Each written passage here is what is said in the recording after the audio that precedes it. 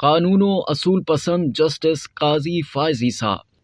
रोजनामा जंग के कॉलम निगार हुज़ैफा रहमान ने अपने कॉलम में सुप्रीम कोर्ट के जस्टिस काजी फायज ईसा की शख्सियत पर रोशनी डाली है कि वो कितने असूल परस्त और कानून की पासदारी करने वाले इंसान हैं। उन्होंने एक वाकया बयान करते हुए लिखा कि 3 नवंबर 2018 को लंदन स्कूल ऑफ इकोनॉमिक्स में फ्यूचर ऑफ पाकिस्तान कॉन्फ्रेंस में जस्टिस काजी फायज ईसा ने सिविलियन बालादस्ती और कानून की हुक्मरानी पर इंतहाई जानदार लेक्चर दिया। फिर जैसे ही बाहर निकलने लगे तो इन्हें दरवाजे पर ही लंदन के मकामी मीडिया ने घेर लिया। उन्होंने अपने लबों पर हाथ का इशारा करके बताने की कोशिश की कि जज के लब सिले हुए होते हैं। सहाफियों के बार बार इसरार के बावजूद जस्टिस काजी फायज ईसा ने सिर्फ इतना कहा कि मैं यहाँ सिर्फ कॉन्फ्रेंस के लिए आया हूँ और कॉन्फ्रेंस से मुतालिक मुझे जो कुछ कहना था अपनी तकरीर और सवाल जवाब सेशन के दौरान कह दिया। इससे ज्यादा मैं कोई बात नहीं कर सकता और ना मेरा मनसब मुझे इस बात की इजाजत देता है। जस्टिस काजी फायज ईसा ने सिर्फ वही गुफ्तगू पब्लिक की जो कि बतौर जज वो अपने इदारे के नोटिस में देकर आए थे। जिस वक्त सुप्रीम कोर्ट ऑफ पाकिस्तान के पीसीओ जजेस फैसले के बाद पूरी बलोचिस्तान हाई कोर्ट फारिग हो गई तो जस्टिस काजी फायज ईसा को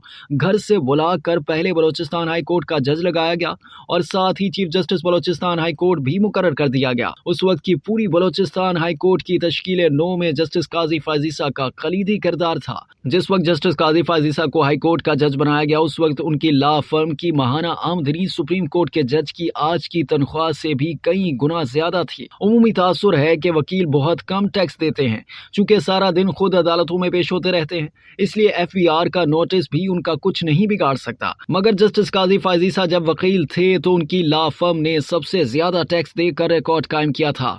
जस्टिस काजी की लॉ फर्म में काम करने वाले उनके एसोसिएट्स करोड़पति बन चुके हैं। ये इस लॉ फर्म के मालिक से पूछते थे कि अब तुम्हारी बीवी के पास ये फ्लैट कहां से आया। जस्टिस काजी फायज ईसा के खानदानी पस मंजर को भूल भी जाएं कि पाकिस्तान के क़याम में उनके वालिद काजी ईसा का क्या किरदार था। कायद आज़म मोहम्मद अली जिन्ना काजी ईसा का किस हद तक एहतराम करते थे।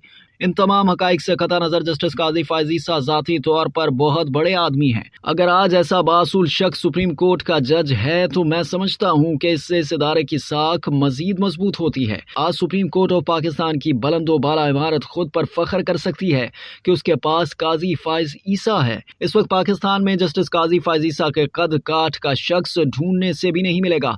मुस्लिम लीग नून, पीपल्स पार्टी और तहरीक इंसाफ तो बहुत दूर की बात है। जस्टिस काजी फायज ईसा की अदालत में तो उनके सगे बेटे का केस भी लगा दें तो मैं यकीन से कह सकता हूं कि उसमें भी इंसाफ होगा नहीं बल्कि इंसाफ होता हुआ नजर भी आएगा।